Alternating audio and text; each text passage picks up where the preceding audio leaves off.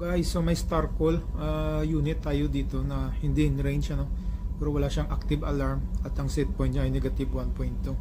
So chinek natin yung mga data, makikita natin na yung expansion valve niya ay 100% open na, tapos yung superheat niya mataas na rin, ano, 46.9. Although na yung suction tsaka discharge pressure niya okay, pero makikita natin sa liquid receiver na mababa yung level ng refrigerant at yung buga ng condenser fan hindi mainit, ano, so mababa yung level, kaya subukan natin to nakakargahan. Pero isa sa mga main factor kung bakit natin ito kakargahan, dahil makikita mo yung expansion valve niya halos fully open na, tapos yung superheat niya mataas, napakataas, ano, so kakargahan natin ito para bumaba tong superheat niya, para makapag-play din itong expansion valve, ano, dahil fully open na siya, so wala nang cooling. So kinabit natin yung gauge at pinarge muna natin para matanggal yung hangin, moisture, dumi sa may sa hose natin.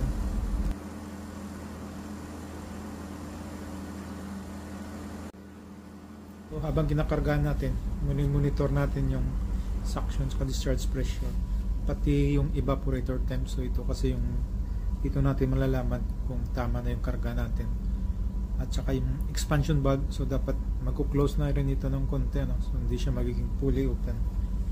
Yung sa condenser, so monitor natin yung init ng buga niya, no?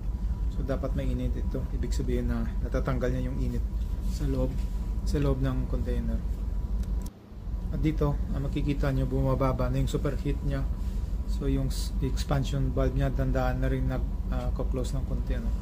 So wala tayong makikitang label pa dito dahil mataas pa yung opening ng expansion valve.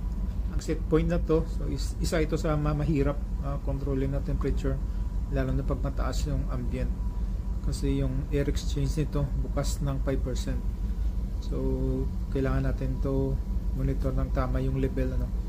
So okay lang na walang label dito as long na yung superheat niya bumaba na, pati yung evaporator temp niya bumaba accordingly, mas mababa pa doon sa may supply temp niya o sa set point niya na negative 1.2. Habang nagkakarga tayo, so meron tayong limiter active alarm, ano?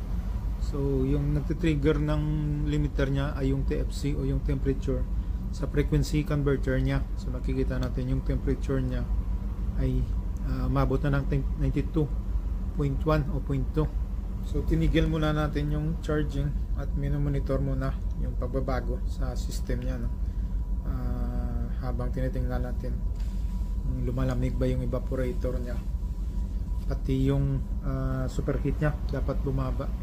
Ito napapansin natin na yung EEB niya, so dandahan na nagko-close, ano, so nagiging 55 na, tapos yung superheat niya 16.7. So ibig sabihin nito lumalamig na siya at maganda na yung cycle ng refrigerant, although na yung liquid receiver niya mababa pa rin, ano. Pero yung buga ng condenser fan niya naka high speed at mainit na, so ibig sabihin maganda yung heat exchange niya. So mababa pa yung level dito dahil yung expansion valve niya nagbubukas na siya ng 76, ano. So depende sa suction tsaka sa discharge temp pressure. Pero yung take natin talaga dito ay yung evaporator temperature.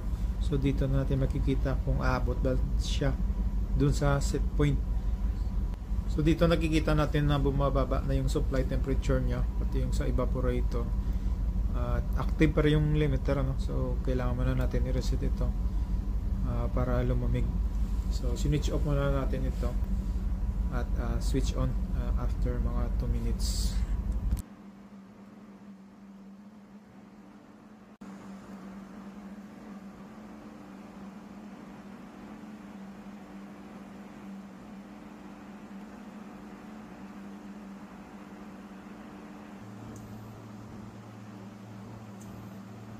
After natin ma-switch on, so nagiging in range na siya.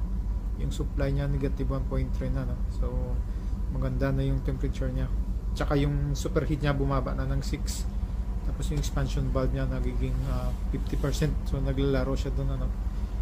Dito makikita natin na hindi lahat na low level sa liquid receiver, okay, ibig sabihin kulang sa karga, no.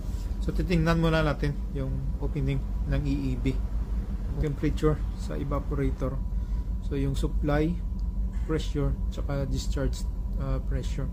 So bira lang tayo bumabase sa superheat niya dahil yung data na to minsan hindi readily available sa mga ibang reaper container. Hanggang dito na muna guys at maraming salamat.